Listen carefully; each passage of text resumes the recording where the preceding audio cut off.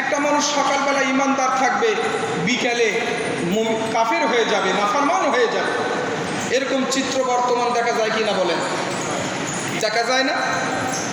তার চেহারা শুরুতে পাক্কা ইমানদার, কিন্তু ভিতরে ভিতরে বদমাশের একদম সারে সর্বনাশ ভিতরে। এরকম আছে না নাই?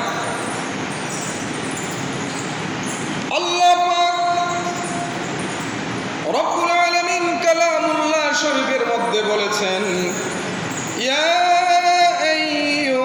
আইয়ুহাল্লাযীনা আমানু তাকুল্লাহা হাক্কা তুকাতিহি ওয়া লা তামুতুন্না ইল্লা ওয়া আনতুম মুসলিমুন। আল্লাহ রাব্বুল আলামিন ইমানদারকে ডাক দিয়া বলতেছেন, ও ইমানদারেরা, তোমরা যারা আমার প্রতি ঈমান আনয়ন করেছো, বিশ্বাস স্থাপন করেছো, আমি তোমাদেরকে বলছি আমি আল্লাহকে ভয় করো। কেমন ভয় করবা? শোনো, আমি আল্লাহ পাক রব্বুল আলামিন যেমন যোগ্যতা রাখি, আমাকে যেমন ভয় করতে হবে ঠিক তেমনই ভয় করতে হবে। যদি এর কম বেশি করো তাহলে তোমার ঈমানদারের দাবি পূর্ণ হবে না। তুমি আমাকে ভয় করো, আমাকে ভয় করার মতন ভয় করো। আর কি করো? ঈমানদারেরা খবরদার, মরিও না, মরিও না, মৃত্যু মুখে পতিত হইও না, যতক্ষণ পর্যন্ত তোমরা মুসলমান না হতে পারবে। যতক্ষণ পর্যন্ত মুসলমান না হতে পারবে ততক্ষণ পর্যন্ত তোমরা মরবে না। কে বলছেন?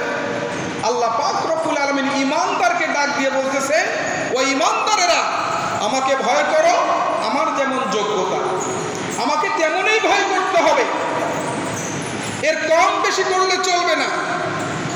আল্লাহর যোগ্যতা কত বলেন তো? আপনি যদি একটা আকাম কুকাম করেন, কারো মাথা ফাটিয়ে দিয়েছেন, মামলা করেছেন, অন্যের মেয়েকে ইবটিজিং করেছেন, ফষ্টিনষ্টি করেছেন, আপনার নামে মামলা হয়েছে, চুরি করেছেন, ডাকাতি করেছেন, রোড ছিনতাই করেছেন, কিংবা যে কোনো অপকর্ম করেছেন, এই অপকর্ম করার দরুন আপনার নামে মামলা হয়েছে। রাতের বেলায় আপনি বাড়িতে থাকবেন, আর ভাই কথা বলেন না কেন?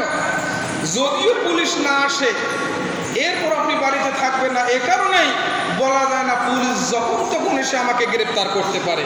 কি বলেন? আপনি সামান্য পুলিশের ভয়ে আপনি বাড়িতে না থাকে অন্যের বাড়িতে আশ্রয় নিচ্ছেন, কিংবা পাটবাড়ি, ধানবাড়ি, গমবাড়ি, বাঁধের নিচে আপনি লুকিয়ে রাত্রি যাপন করছেন কিনা বলেন? বলেন, ঘরে যদি সাপ ঢোকে, বিষাক্ত কোনো সাপ তো দূরের কথা, যদি একটা ঢোরা সাপও ঢোকে, অনেকে রাতের ঘুম হয় না। কি বলেন? না জানি কখন বের হয়, আমাকে দংশন করে নাকি। সাপ তো বাদেই দিলাম, ওই যে সিয়ার পোকা চেনেন নাকি? এই যে বিষাক্ত পোকা ছোট ছোট, এগুলো যদি কারো বিছানায় কোনোদিন পাওয়া গেছে, লঙ্গি খুলতেও সে দিশা দুয়ার খুঁজি পায় না। এরকম আছে না নাই বলেন? লঙ্গি খুলে ঝাড়া দেয়, ইজ্জত থাকলো না গেল, ওই সময় মিয়া সাহেবের হুঁশ থাকে না। আরে ভাই কথা বলে, আমি কি অতিরিক্ত বললাম নাকি? হাসাবার জন্য বলি নাই।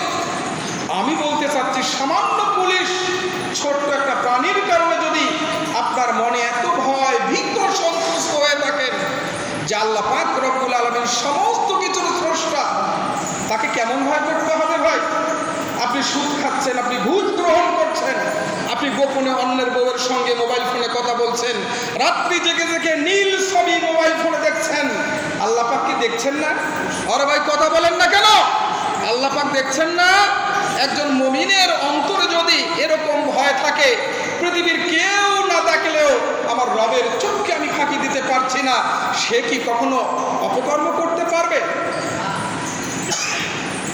অন্যায় করতে পারবে? চুরি ডাকাতি করতে পারবে? সুদের ব্যবসা করতে পারবে? ঘুষ গ্রহণ করতে পারবে? অন্যের জমি জোর করে দখল করে নিতে পারবে? মুখ দিয়ে অশ্লীল কথা বলতে পারবে? তাহলে অবশ্যই আমরা যারা এগুলোর সঙ্গে জড়িত, একটু চিন্তা করে দেখি তো আমাদের ইমানের স্তর কোথায় গিয়ে দাঁড়িয়েছে। চিন্তা করার দরকার আছে কিনা বলেন? আছে কিনা? চিন্তা করার দরকার আছে ভাই। কিয়ামতের দিন হযরত আবু হুরায়রা রাদিয়াল্লাহু তাআলা থেকে বর্ণিত, তিনি বলেছেন কিয়ামতের দিন ঈমানদার ছাড়া কেউ জান্নাতে যেতে পারবে না। ঈমানদার ছাড়া কেউ জান্নাতে যেতে পারবে না।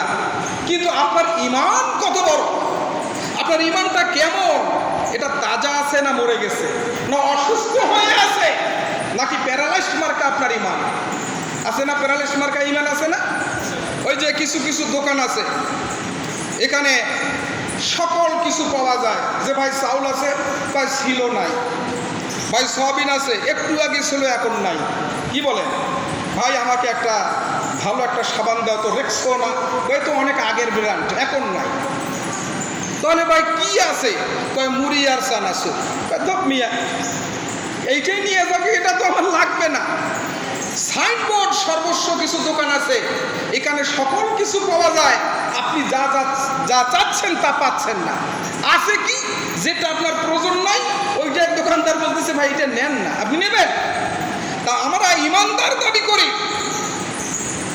আমাদের ঈমানদার আমরা নিজেকে দাবি করি সাইনবোর্ড সর্বস্ব দোকানের মতো। হ্যাঁ আমি ঈমানদার। যদি কাউকে বলা হয় এই মিয়া লোকটা বেঈমান হয়ে গেছে, রাখবে কিনা বলেন? ঈমানদার দাবি করেন নামাজ পড়েন না, ঈমানদার দাবি করেন রোজা রাখেন না, ঈমানদার দাবি করেন সম্পদ আছে যাকাত দেন না, ফিতরা দেন না, মানুষের কল্যাণ কামনা করেন না, মানুষের হিত সাধন করেন না, মিথ্যা বলা ছেড়ে দিতে পারেন না, তাহলে আপনার ওই ঈমানটা সাইনবোর্ড সর্বস্ব। নিজেকে ঈমানদার দাবি করেন, ভেতরটা একবারই আপনার ফাঁকা ফাঁকা। কথা কি বেশি বললাম নাকি? ঈমানের কোনো দাম আছে ভাই? ঈমানের কোনো দাম আছে নাকি?